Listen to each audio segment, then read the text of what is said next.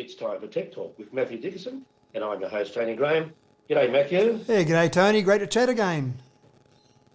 Yeah, it's warming up a bit, isn't it, now? It is, actually. It's quite nice getting up early in the morning, and it's not quite so chilly as it used to be.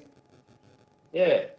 Now, the first question we have for you today is, could transparent glass double up as solar panels? This is really the holy grail in terms of solar panels, Tony. It's something that's being worked on or has been worked on for some time, and I think a few different research finally believe they've got to the point where this could start to be used in some practical situations. And you think of something like a skyscraper, a huge amount of glass on a skyscraper, and obviously what they often do with a skyscraper is they have glass, often reflective glass, that's trying to keep some of that heat out of the building to try and reduce the air conditioning costs of that particular building. And obviously you could reflect that glass, or you could have that energy, or you could have that energy being used in a solar panel. And so they're at the point now where they're reaching reasonable levels of transparency and reasonable levels of solar efficiency. And to give you an idea, the latest research has got to the point where they've got 43.3% transparency through the glass and 8.1% efficiency of production of power. Now, 8.1% doesn't sound fantastic. When you're looking at a normal rooftop solar panel, for example, they're typically around 20, 22%. Some researchers are getting up around 25%. So it's not as good as rooftop solar, but when you consider how much glass there is on various buildings, especially skyscrapers in big buildings, then you've got a lot more surface area that you can utilise rather than just the roof of a building. So it's pretty exciting research. There's some researchers are even saying that if you combined rooftop solar and glass in the US of A, they believe that you could produce 100% of the power needs of America through the combination of those two, which sounds unbelievable. It certainly is, isn't it, Matthew? That speaks to a big future in solar energy, renewable energy, doesn't it? Oh, it certainly does. And I think people, wherever you sit at the moment in the scale of acceptance of the whole concept of climate change, I think most people are accepting that having renewable energy makes sense and long-term is going to be cheaper for all of us and obviously better from just a pollution perspective. So, yeah, when you look at some research being done like this, then, it's pretty exciting, and I can see when some research gets a little bit of traction, suddenly a lot more money and a lot more research is thrown at that. So I can see this accelerating pretty quickly. Mm. Yeah, another interesting one, and that is how much computing power is contained in a modern-day pregnancy test? Yeah, look, I haven't used a pregnancy test for some time, Tony, so I didn't realise how far they'd come. But if you look at the components inside the modern pregnancy test, a simple little pregnancy test, a little bit of paper. Most people just think it's a bit of paper that changes colour, but the actual computing power inside that is about the equivalent of the original IBM PC.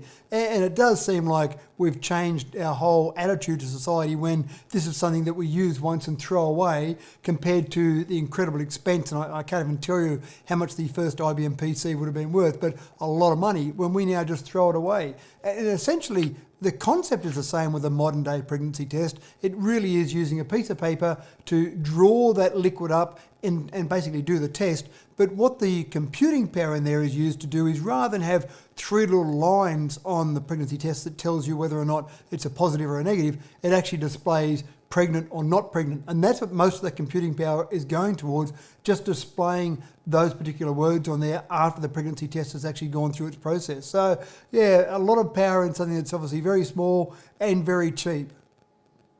Mm. Yes. Well, yes, Matthew. Now, has the Prime Minister responded to threats from Facebook and Google to remove all news from their platforms? We did talk about this previously. Yeah, we have had a chat about this a couple of times, Tony, and it is a big news story, and I can see it continuing on. And certainly there have been some threats made by those large social media platforms. I've picked on Facebook and Google in particular.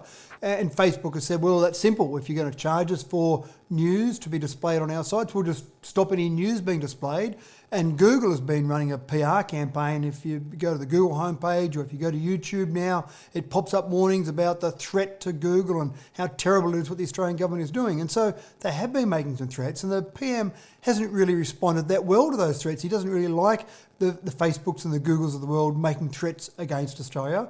And he says that definitely Australia will follow through with these laws. What form they will be, we're not 100% sure yet, but these laws will certainly be followed through with. So basically make all the threats you want, but in Australia the law is going to change, and there will be some changes in the way those social media platforms use the information that's available to them. And there was a press conference only yesterday where the Prime Minister was talking about this, and he was saying basically go and do whatever you like, but he remembers the time when Amazon said to Australia, if you're going to make us collect GST for purchases made in Australia, then we'll just pull out of Australia. And they did do that, but for 3 months, because obviously they still want that revenue coming through. So even though they might make all these threats, and they might even take some action with some of those threats, they still want to be able to generate the revenue from this nation, and so they'll make changes to fit in with whatever the country seems is acceptable. Yeah, they have to do that. They try to use their power, obviously, to bully people into submission. Sounds very familiar, doesn't it, with countries? We've got countries doing that too, of course. Yeah, that's right. And I think the thing is, Tony, that when they're making some of these threats and making some of these noises, it's not really just about Australia they're talking about, because Australia in their whole scheme of things is probably 1% of their revenue. I suspect that this is really, the fear for the Googles and the Facebooks of the world is really what happens in other countries. When you start to look at countries that are much more important to their revenue stream than Australia, the impact on their bottom line might be much more significant than Australia. Yeah, I don't think there's any doubt about that. And you've been listening to Tech Talk with Mathew Dickerson on Binjang 91.5. I nearly said Mathew 91.5. And I'm your host, Tony Graham. Stay tuned this afternoon at 3:40 p.m. and keep on listening to the great music and community information on Binjang. Gee, I know this segment's very popular, Tony, but I didn't know you were going to rename the whole radio station after it. Exactly.